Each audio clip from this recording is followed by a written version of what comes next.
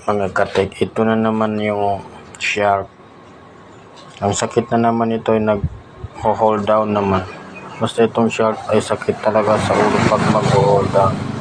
Sa ngayon mga katek ay mag-change muna tayo ng vertical bago tayo mag-trouble dito sa may supply sa CRT.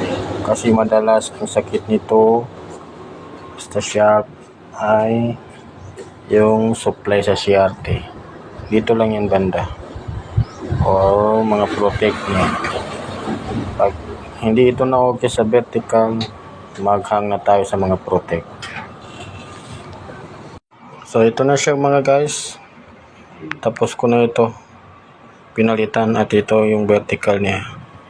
Kulang na lang ito ay pagtetry. So itry na natin mga guys. Start natin yung natin boat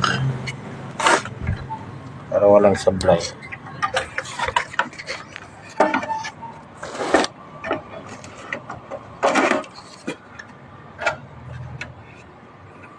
So pag ganyan nag-hold down ay kung okay naman ang supply sa CRT niya,